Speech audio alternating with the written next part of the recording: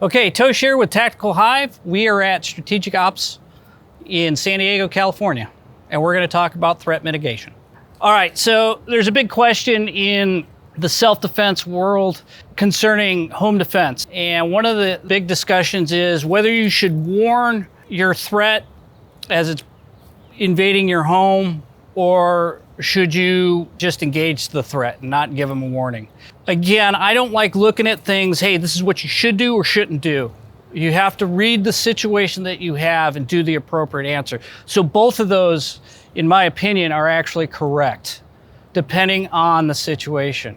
The advantages to warning your threat. So the last thing we want to do is get in a gunfight, okay, in the civilian sector. I mean, if you're on a tactical team or a SWAT team or special operations teams or just regular infantry unit going in to take out a target, you still don't want to get in a gunfight, really, in all reality. You want to end the situation as quick as possible. That being said, in the civilian sector, not only are you worried about your life or your family's life, or both, you're worried about what happens after the gunfight. So legal issues. So every state is different. Some have castle laws. They have these different laws where you can get away with stuff, but you still don't want to get in that gunfight because the chances of you getting in a gunfight and getting shot are pretty high. So the advantages to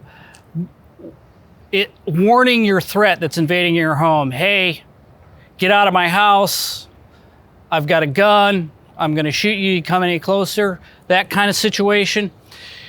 When you do that on the advantage side of it, you are telling that person, you're giving that person that's invaded your home the chance to leave. In a self-defense situation, we're not worried about killing the enemy. We're just trying to stop the situation as soon as possible, right? So that's what you're doing in your favor. You're giving that threat the option, and maybe they'll come to their senses and leave, okay? So that's the advantages to that. And then there's probably legal reasons, and I'm no lawyer, but there probably are legal reasons why you would want to do that too.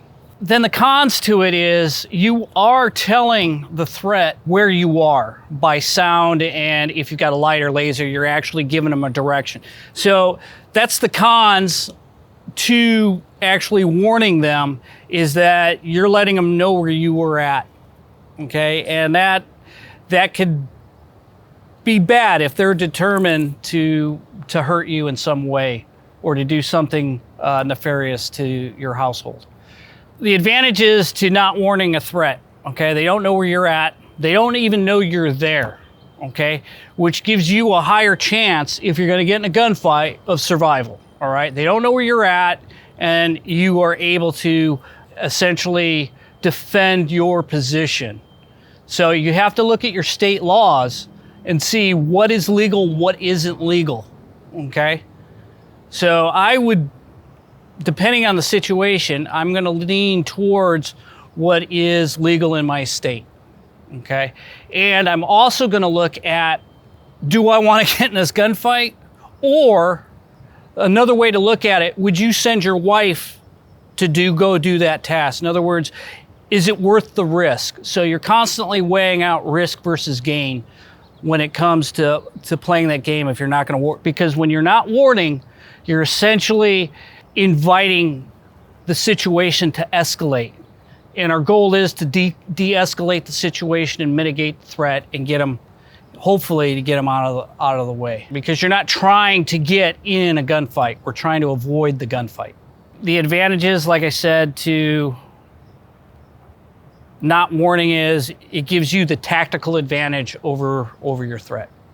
That's basically the only advantage you have from that.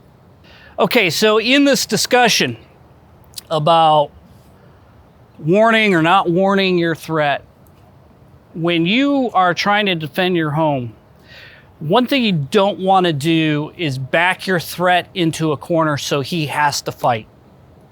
We're trying to mitigate the threat.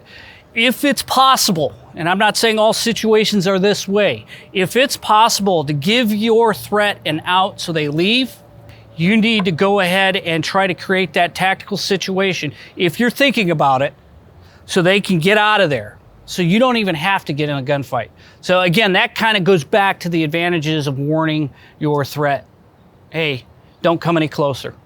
So I would recommend, if you can work the situation so they have an out, give them an out so that you don't get in a gunfight.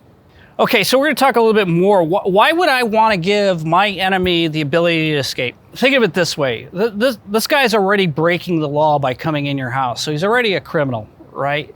So his determination to try and maybe do something drastic or illegal is going to be even higher. The bad guys have no rules. They will do whatever the hell they want. You have laws you have to follow, depending on your state, how strict they are or how loose they are. Well, let's look at it this way. If you back a wild animal into a corner, what's it going to do? It's going to get ferocious, and it's going to be harder to take that animal down.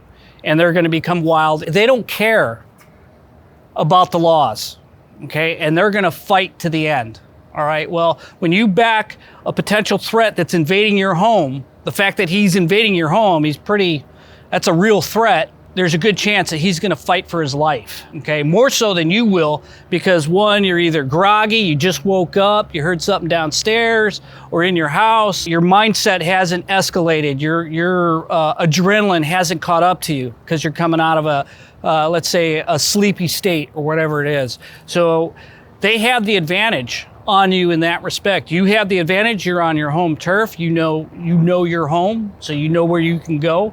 But they have the advantage because they're going to be more aggressive and already are at an alert level. So giving them that out may help you deconflict the situation, because it's what we're always going to try to do before going to that point of no return, is we're going to try to deconflict that situation as best as possible.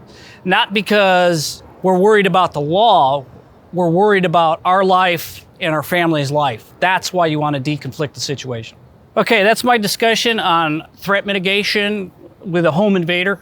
If you have any comments, you like what you see or you don't like what you see, go ahead and leave a comment below.